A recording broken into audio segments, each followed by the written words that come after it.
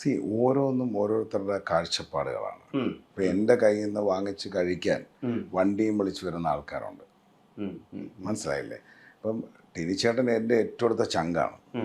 ടിനിച്ചേട്ടന് ഞാൻ ഇനിയും വിളിച്ചിരുത്തി വാരി കൊടുക്കുന്ന വീഡിയോസും ഫോട്ടോസും ഞാൻ അയച്ചു. പുള്ളി ഏതെങ്കിലും ഒരു പ്രതിസന്ധിയിൽ എന്തെങ്കിലുമൊക്കെ കണക്ട് ചെയ്യാൻ അടിച്ചതായിരിക്കാം. എന്നെ സംബന്ധിച്ചിടത്തോളം ഈ വിഷയം ചോറ് വെന്തോന്ന് നോക്കാൻ രണ്ടരി ഞെക്കി നോക്കിയാൽ മതി. ടിനിച്ചേട്ടനായിട്ടുള്ള എൻ്റെ ബന്ധം വർഷങ്ങളായിട്ടുള്ളതാണ്. ടിനിച്ചേട്ടൻ്റെ വീട്ടിൽ പോയി ഭക്ഷണം വെച്ച് വാരി കൊടുത്തവനെ. അപ്പം ടിനിച്ചേട്ടൻ ഒരു എന്താ പറയുക, ഒരു പ്രാസത്തിൻ്റെ പേരിലൊക്കെ പറയുന്നത്. ഞാൻ നേരത്തെയും പറഞ്ഞിട്ടുണ്ട്, അമ്പിളിയമ്മാനെ നോക്കി കുറയ്ക്കുന്ന പട്ടിയെ ഞാൻ കല്ലെറിയാൻ പോയിട്ട് കാര്യമുണ്ടോ? അമ്പിളിയമ്മാൻ്റെ പണിയെടുത്ത് പോയിക്കൊണ്ടിരിക്കും. പട്ടി എന്തിനാ കുറച്ചെന്ന് അമ്പിളിയമ്മാൻ അന്വേഷിക്കാറുണ്ടോ? ഞാൻ അന്വേഷിക്കാറില്ല. ഈ ആൾക്കാർ സോഷ്യൽ മീഡിയയിൽ പല സജഷൻസും കമൻസും അത് അവരുടെ ടൈമാണ്. അവർക്ക് പറയാനുള്ള അധികാരം ഉണ്ടായിരിക്കാം, അവരുടെ സ്പേസ് ആയിരിക്കാം. പക്ഷെ എനിക്കതിന് ടൈമില്ല. എന്നെ സംബന്ധിച്ചോളം ഞാൻ കഴിഞ്ഞ ദിവസം ടിനിച്ചേട്ടനെ വിളിച്ചിരുന്നു. എന്തുകൊണ്ട് വിശേഷം ചോദിച്ചു, കാര്യങ്ങൾ അന്വേഷിക്കുന്നുണ്ട്. പുള്ളിയുടെ പ്രോഗ്രാംസ് എല്ലാം ലിസ്റ്റ് ചെയ്യുന്നുണ്ട്. ഇപ്പം പക്രു ചേട്ടനെ പുള്ളിയാണ് എനിക്ക് കണക്ട് ചെയ്ത് തന്നെ. പക്രു ചേട്ടൻ എൻ്റെ അടുത്ത് പറഞ്ഞാൽ നമുക്കൊരു കുക്കിംഗ് വീഡിയോ വേണമെന്ന്. പിന്നെ വാരി കൊടുക്കുന്നതെന്ന് പറയുന്നത് ബേസിക്കലി ഒരു മീലിൻ്റെ ടോട്ടൽ ഇൻഗ്രീഡിയൻ്റ് എന്ന് പറയുന്നത് ലവാണ്. ഇപ്പോൾ വിഷ്ണുവിനെ ഞാൻ ചാലഞ്ച് ചെയ്യാണ്. വിഷ്ണു എൻ്റെ റെസ്റ്റോറൻറ്റിൽ വരണം, ഞാൻ വരുത്തരാം. വിഷ്ണുവിന് അത് ഇഷ്ടപ്പെട്ടില്ലെങ്കിൽ വിഷ്ണു അവിടെ ഇരുന്ന് ലൈവ് പോകണം. അത്ര കോൺഫിഡൻ്റ് ആയാലും നമ്മൾ അപ്പം തീർക്കണം. അല്ല പിന്നെ പോയിട്ട് കഥ പറഞ്ഞിട്ട് കാര്യമില്ല. ഞാൻ എത്രയോ പെൺകുട്ടികൾ, ആൺകുട്ടികൾ, എൻ്റെ അനിയന്മാർ, എൻ്റെ കൂടപ്പിറപ്പുകൾ, എൻ്റെ ചങ്കുകളെന്ന് പറയാം, ഞാൻ വാരി കൊടുത്ത് കണ്ണ് നിറയുന്നത്. അതായത് എൻ്റെ അച്ഛൻ വാരി തന്നതിന് ശേഷം മരിച്ചുപോയ അച്ഛന്മാർ, അങ്ങനെയൊക്കെ അതൊക്കെ ഒരു ഭയങ്കര ഗ്രാറ്റിറ്റ്യൂഡാണ്. നമ്മൾ സെലിബ്രേറ്റ് ചെയ്യണം. ഞാൻ വിഷ്ണുവിന് വാരി തരുന്ന ഒരു കൂടപ്പിറപ്പിനെ കണക്ക് അല്ലാണ്ട് ഞാൻ എൻ്റെ പട്ടിഷോ കാണിക്കാനല്ല. ഞാനപ്പോൾ താങ്കളെ അമ്മയെ മനസ്സിൽ കണ്ടിട്ടാണ് ഞാൻ വരുത്തരുന്നത്. പറയുന്നത് മനസ്സിലായില്ലേ? ഞാൻ താങ്കളെ നെഞ്ചത്തോട് ചേർത്ത് പിടിക്കാനാണ്. അതല്ലാണ്ട് ഞാൻ അതിൻ്റെ ഒരു ഫോട്ടോയോ വീഡിയോ എടുത്ത് ഞാനെങ്ങും പോസ്റ്റ് ചെയ്തിട്ടില്ല. ഞാൻ വാരി കൊടുക്കുന്ന ഒരു ഫോട്ടോയും ഞാൻ കുക്ക് ചെയ്തിട്ട് ഇത് പൊളിയാന്ന് പറയുന്നതോ എന്ന് കാണിക്കുന്ന ഒരു ഫോട്ടോയും ഒരു കുക്കറി ഷോയും ഷെഫ് നാളം ചെയ്തിട്ടില്ല. ഇനി ബ്രദർ ഒന്ന് ഹോംവർക്ക് ചെയ്ത് നോക്കണം. Very much. അങ്ങനെയാണെങ്കിൽ മറ്റൊരു ചോദ്യം ചോദിക്കട്ടെ. ഇപ്പം ഹൃദയത്തിൽ നിന്ന് പറയണം.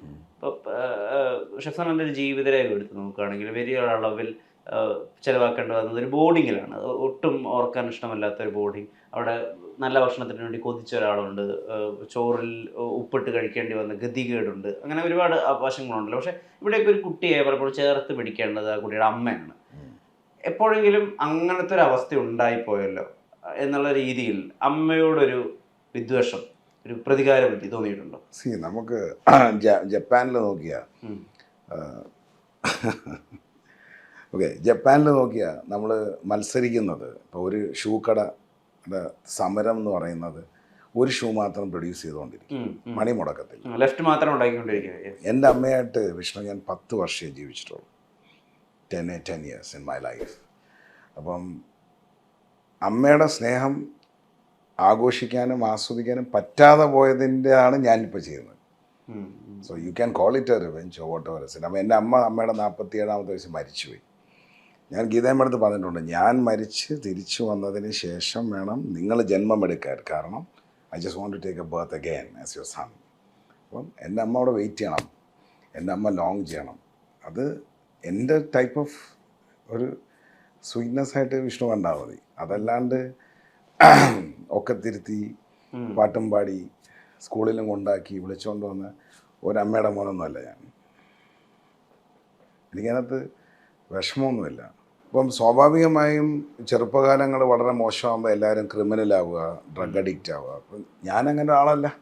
അപ്പോൾ അങ്ങനെ അമ്മയുടെ സ്നേഹം കിട്ടിയില്ല, അച്ഛൻ്റെ സ്നേഹം കിട്ടിയില്ല എന്നും പറഞ്ഞ് അതൊരു കാരണമാക്കി പോകുന്ന ആൾക്കാർക്ക് ഞാനൊരു ലിവിങ് എക്സാമ്പിൾ കൂടെ ആവട്ടെ. നമ്പർ 1. നമ്പർ 2, ഗീതയമ്മയെ ദൈവം പെട്ടെന്ന് തട്ടിപ്പറിച്ചവൻ.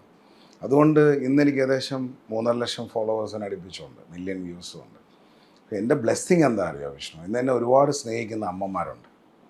എനിക്ക് എടുത്തു പറയാം. ഇപ്പോൾ RG എന്ന് പറയുന്നൊരു ഗ്രൂപ്പുണ്ട്. ഞാൻ ഈ അമ്മയെ ജീവിതത്തിൽ കണ്ടിട്ടില്ല. RG ഗ്രൂപ്പിൻ്റെ കാര്യം ഞാൻ പറയുന്നത്. ഗ്രൂപ്പിൻ്റെ ഓണറാണ് അംബിക രമേശ് എന്ന് പറഞ്ഞു. ഞാൻ കണ്ടിട്ടില്ല വിഷ്ണു. എന്നെ വിളിച്ചിട്ട് 10-15 മിനിറ്റ് സംസാരിക്കും. അവരുടെ മകനാണെന്നാണ് പറയുന്നത്.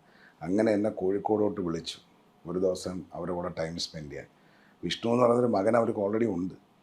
സുഹാസ് നമ്പ്യാർ എന്നതൊരു അമ്മ, ഞാൻ കണ്ടിട്ടില്ല.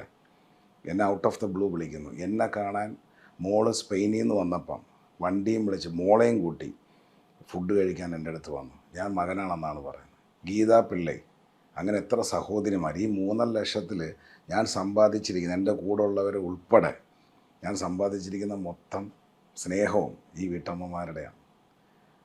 ഞാൻ പറഞ്ഞായിരുന്നു വേറൊരു ഇൻ്റർവ്യൂവിൽ, ഇന്ന് എനിക്ക് എന്തെങ്കിലും ഒന്ന് സംഭവിച്ചാൽ മിനിമം 2000 അമ്മമാരെങ്കിലും കറി. അത്രയും സ്നേഹം ഞാൻ പിടിച്ചു പറ്റി എന്നുള്ളത് എൻ്റെ ഒരു റിവെഞ്ചായിട്ട് എടുത്തോ. ഉറപ്പിച്ച് പറയാം, അപ്പോൾ ഒരു തരിമ്പ് പോലും ഇല്ല അമ്മയോട് ദേഷ്യം. എനിക്കെന്തിനാ ദേഷ്യം? ദൈവം തന്നൊരു സൃഷ്ടി. പക്ഷേ എൻ്റെ അമ്മയാണ് എൻ്റെ ക്വീൻ. എൻ്റെ അമ്മയാണ് ഇന്നും എൻ്റെ ക്വീൻ. ഇന്ന് ഗീതയമ്മയുടെ പേരിലാണ് എൻ്റെ പ്രോഡക്റ്റ്സ് ഇറങ്ങുന്നത്. ഗീതയമ്മ അറിഞ്ഞുകൂടാത്ത, അമ്മ മരിച്ചിട്ട് 22 വർഷമായി. ഈ 22 ഇയേഴ്സ് കഴിഞ്ഞിട്ടും ഈ സമൂഹത്തിൽ എവിടെ എന്നെ ഇൻട്രൊഡ്യൂസ് ചെയ്യുമ്പോഴും ഇന്നും താങ്കൾ സംസാരിച്ച എൻ്റെ അമ്മയെ പറ്റിയാണ്, എൻ്റെ അച്ഛനെ പറ്റിയില്ല. എന്നെ ഞാനാക്കിയത് എൻ്റെ അച്ഛനാണ്, എൻ്റെ അമ്മയല്ല. എൻ്റെ പേഴ്സണാലിറ്റി, എൻ്റെ ഡെവലപ്മെൻറ്റ്, എന്നെ സ്കൂളിൽ നിന്ന് കൊള്ളത്തില്ല എന്നും പറഞ്ഞ് TC വാങ്ങിച്ചില്ലെങ്കിൽ തോൽപ്പിക്കുമെന്ന് പറഞ്ഞ് ഇൻഫൻറ്റ് ജീസസ് സ്കൂൾ തങ്കശ്ശേരി എന്നാണ് എൻ്റെ അച്ഛൻ കൊണ്ടുപോകുന്നത്. ആ വിജയൻ എന്ന് പറയുന്ന ആളാണ് എന്നെ ഞാനാക്കി മാറ്റുന്നത്. എൻ്റെ ക്വാളിറ്റി, എൻ്റെ ലാംഗ്വേജ് എല്ലാം ഇംപ്രൊവൈസ് ചെയ്ത് ആ അച്ഛനെ ഞാൻ ഹൃദയത്തിലും ഞാൻ എൻ്റെ അമ്മയെ വാക്കുകളിലുമാണ് കൊണ്ടു നടക്കുന്നത്.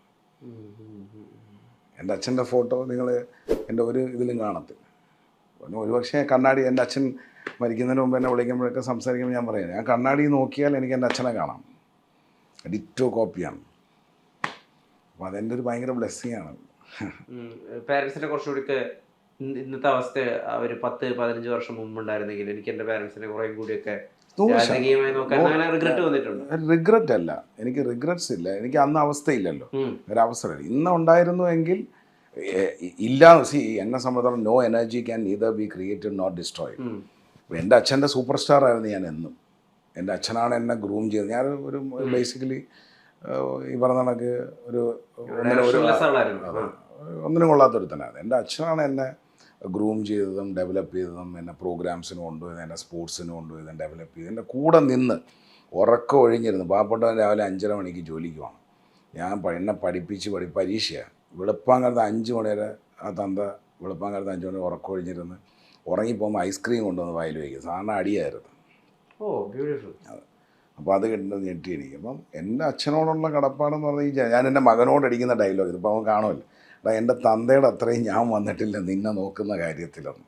അതാണ് എൻ്റെ ഏറ്റവും വലിയ കോംപ്ലക്സ്. കാരണം വിജയൻ എന്നും ടോപ്പാണ്. അതും കൊപ്ര കച്ചവടക്കാരൻ്റെ മോൻ്റെ കാര്യമാണ്. ഗീതയമ്മ ഒന്നുമില്ലെങ്കിലും വന്ന് വൈദ്യര് കുടുംബത്തിൽ നിന്നാണ്. ഗീതയമ്മ വന്നത് 10-100 വർഷം പാരമ്പര്യമുള്ള ഒരു വൈദ്യര് കുടുംബത്തിൽ നിന്ന്.